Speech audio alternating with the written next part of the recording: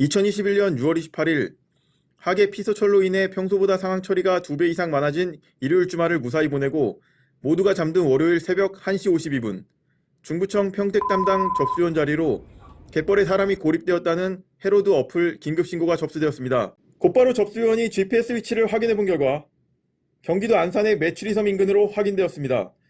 신고자는 45세 남성으로 4명의 일행과 함께 선제도에서 목섬으로 걸어들어와 해루질을 하던 중 일행 4명은 선제도로 나왔으나 신고자만 좀 더 깊은 갯벌에서 활동하기 위해 메추리섬 인근 약 300m까지 왔다가 물이 빠르게 들어오면서 고립된 것입니다. 고립된 시간은 간조 시간으로부터 1시간 정도 지난 시점으로 다가올 만조 시간까지 바닷물이 계속 들어오고 있었으며 신고 당시에도 신고자의 가슴까지 물이 올라온 위험한 상황이었습니다. 당시 파도는 0.5m로 잔잔한 편이었고 날씨도 맑은 편이었기 때문에 구조작전에는 큰 지장이 없을 것으로 보였지만 칠흑같이 어두운 야간이고 주변에 양식장이 많아 경비함정으로는 쉽게 접근하기 어려운 장소였습니다. 이러한 야간 갯벌 고립사고에서 가장 중요한 것은 고립자가 안전하게 구조될 때까지 당황하지 않고 상황실의 지시에 따라주는 것입니다. 당시 상황에서 신고자는 갯벌 작업에서 흔히들 착용하는 가슴장화를 착용하고 있었는데 가슴장화를 계속 입고 있으면 안으로 바닷물이 들어가 무거워지기 때문에 가슴장화를 벗는 조치가 반드시 취해져야 했습니다. 당시 접수위원 강유영 경사는 정확한 사고 위치를 파악하여 현장 세력을 신속히 출동시킨 후 신고자가 구조될 때까지 1시간가량 통화를 유지하면서 신고자를 안정시키고 가슴장화를 벗게 하는 등 안전조치를 충분히 취해 나갔습니다. 또한 신고자와의 통화 내용을 평택서 상황실에서도 같이 듣고 있었고 평택서 상황실장 이원실 경위는 구조에 필요한 가슴장화 탈의, 생존수영법 안내, 육지 쪽으로 이동하기 위해 발을 젓도록 유도해달라고 중부청 접수요원에게 문자 시스템을 통해 지속 알렸습니다. 이는 중부청과 평택서 간의 원활한 소통이 돋보였던 것으로 판단됩니다. 그럼 접수요원과 고립자와의 당시 긴박했던 통화 내용을 들어보시죠. 예, 해양경찰입니다. 네네. 지금 가슴까지 찼어요. 어떻게?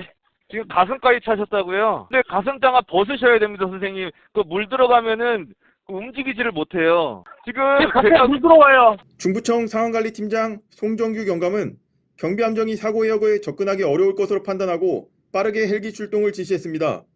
헬기는 2시 15분 이륙하여 17분이 지난 2시 32분에 현장에 도착하였습니다.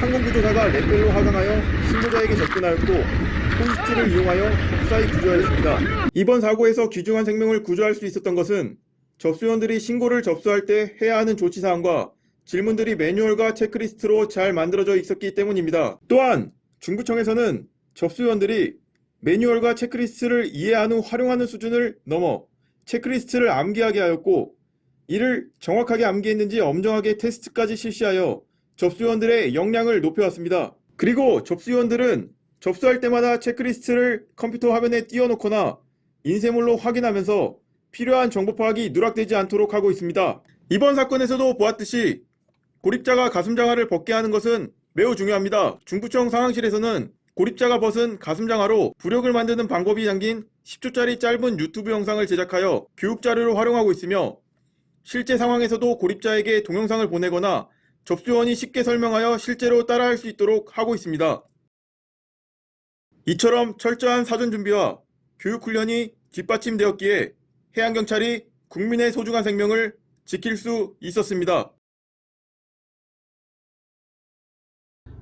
이미 가슴까지 물이 차 있고 주변에는 아무도 없고 자기가 들어왔던 방향으로 이동을 하려고 했으나 그쪽은 이미 물이 차 있는 상태라 다시 되돌아왔다는 소리를 하고 가슴장을 벗어서 튜브 형식의 그런 부럭체를 만들 수 있게끔 지도를 했습니다. 혹시 모를 상황을 대비해서 생존 수영술도 같이 전파를 해줬죠.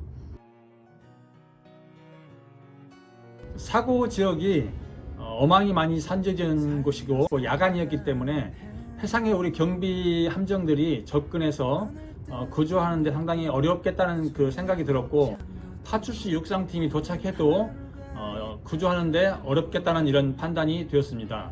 신속하게 회전익 항공기 이륙 지시를 내렸고 해륙상 세력들이 이동하는 현황을 파악했습니다.